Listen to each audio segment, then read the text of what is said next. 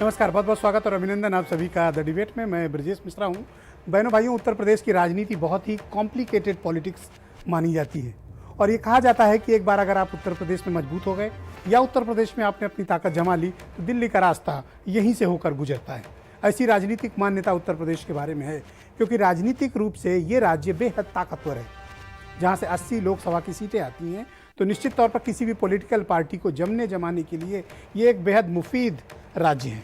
यहाँ हर तरह की प्रयोगशालाएं हैं, हर तरह के समूह हैं, हर तरह का वर्ग है और उत्तर प्रदेश के मतदाताओं का नज़रिया हमेशा राष्ट्रीय रहता है।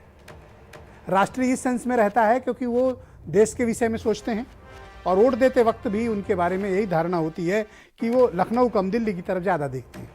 ये उत्तर प्रदेश के मतदाताओं का एक मिजाज रहता है, चाहे भले वो क्षेत्रीय पार्टियों के साथ रहे हों, लेकिन उनकी निगाहें हमेशा दिल्ली पर होती हैं। ये उत्तर प्रदेश के बारे में एक प्रचलित राजनीतिक मान्यता है। ये सब मेरा कहने के पीछे का आज का उद्देश्य ये है कि उत्तर प्रदेश में अब बस 12 महीने बचे हैं विधानसभा के चुनाव के। अगले साल जब हम दिसंबर में होंगे तो इस वक्त चुनाव प्रारंभ हो चुका होगा, चुनाव पीक पर होगा, चुनाव चढ़ रहा होगा और शायद चुनाव आयोग अनाउंस करने की तैयारी कर रहा होगा। तो अब राजनीतिक पार्टियों के पास वक्त कितना बचा है? महज 12 महीने। इस 12 महीने में उन्हें अपनी राजनीतिक सेनाएं सजानी है, अपने कमांडर्स इकट्ठे करने हैं, अपने आयुध सामग्री इकट्ठी करनी है और एक बड़ा भीषण संग्राम के लिए राजनीतिक रूप से उत्तर प्रदेश तैयार है। जब हम ये सब कवायद शुरू कर रहे हैं तो इस वक्त एक राजनीतिक हलचल उत्तर प्रदेश में हो रही है और छोटी छोटी घटनाएं भी राजनीति में कभी कभी उसके मायने बहुत बड़े होते हैं। जैसे इस प्रकार आपने देखा होगा कि ओम प्रकाश राजभर के नेतृत्व में एक मोर्चा बना हुआ है, संयुक्त जन भागीदारी मोर्चा। ये मोर्चा अभी पिछले दिनों असदुद्दीन ओवैसी जो AMIM के चीफ हैं उनसे मिला और एक गठबंधन का प्रस्ताव रखा। गठबंधन हो गया। इस गठबंधन में एक मेजर प्लेयर की एंट्री होने वाली है, उनका नाम है शिवपाल सिंह यादव, प्रसपा, प्रगतिशील समाजवादी पार्टी लोहिया, जिसके वो अध्यक्ष हैं। अक्सर आपने देखा होगा कि ओम प्रकाश राजभर की तस्वीरें शिवपाल यादव के साथ दिखती हैं, तो ये सामान्य तौर पर माना जा रहा है कि अनाधिकारिक रूप से वो भी मोर्चा का हिस्सा है, लेकिन ऑफिशियल अनाउंसमेंट अभी आनी बाकी है। तो शिवपाल यादव भी उधर जाते हैं। 8 दल पहले से हैं, ओवैसी आ गए हैं 9 और शिवपाल यादव हो गए हैं 10। ये 10 दलों का एक बड़ा धड़ा बना है। एक दूसरा दल आया है आम आदमी पार्टी, वो इस अलायंस के साथ नहीं, वो सेपरेटली प्ले कर रहा है। तो उत्तर प्रदेश में ये जो छोटे छोटे दल हैं ये किसका काम बनाएंगे और किसका काम बिगाड़ेंगे? ये भले न सरकार बना पाए, लेकिन सरकार बनाने की तरफ बढ़ रहे लोगों को रोक सकते हैं,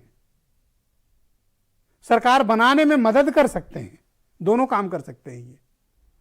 ये कोई सामान्य गठबंधन नहीं है और विशेष तौर पर इस गठबंधन का अत्यधिक प्रभाव पूर्वी उत्तर प्रदेश की तरफ आपको ज्यादा देखने को मिलेगा, जो पॉलिटिकली बहुत ही सेंसिटिव है, चाहे वो BSP के लिए हो, चाहे समाजवादी पार्टी या फिर भारतीय जनता पार्टी के लिए। तो उत्तर प्रदेश में आने वाले वक्त में ये छोटे छोटे दलों का गठबंधन क्या सियासी गुल खिलाने वाला है, ये क्या करेगा, ये सोचना चाहिए। ये विचार का वक्त है, ये राजनीति को समझने का वक्त है। राजनीति में किसी भी मोड़ को और किसी भी इक्वेशन को अगर कोई हल्के में लेता है तो वो एक बड़ी राजनीतिक और रणनीतिक भूल करता है।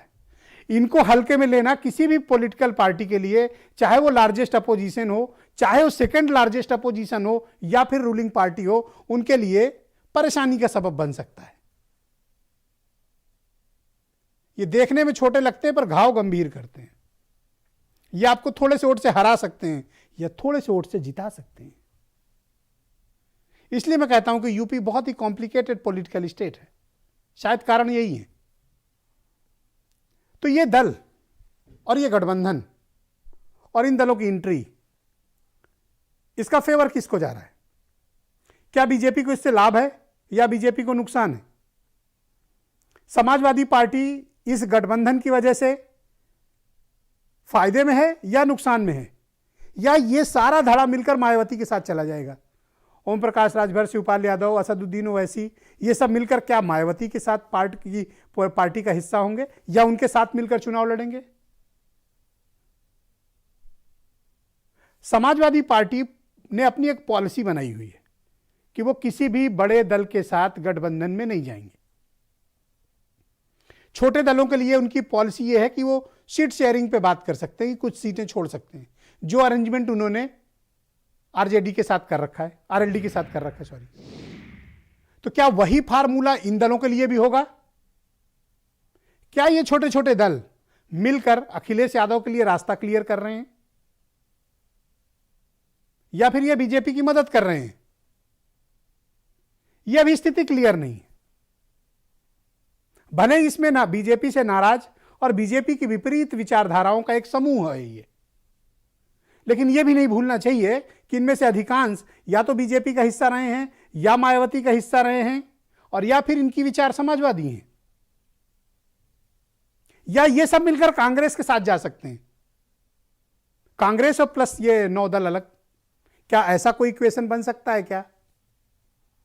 क्योंकि इसी कांग्रेस ने ओवैसी को बिहार में एंट्री नहीं दी, अपने साथ नहीं लिया, दूसरी जगहों पर भी ओवैसी से किनारा करते हैं वो। तो क्या उत्तर प्रदेश में हिस्सा बनना स्वीकार करेगी कांग्रेस उनका?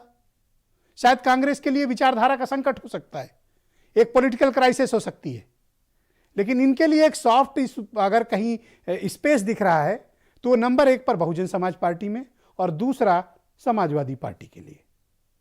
लेकिन अगर ये इंडिपेंडेंट गए, इनके साथ कोई बड़ा पॉलिटिकल अलायंस नहीं बना, तो ये सबको नुकसान पहुंचाएंगे। सबको 4000, 5000, 7000 वोटों का नुकसान तकरीबन अधिकांश जगहों पर ये कर सकते हैं। तो पॉलिटिकली ये बहुत ही डेडली एक पॉलिटिकल गैंग बन गया है।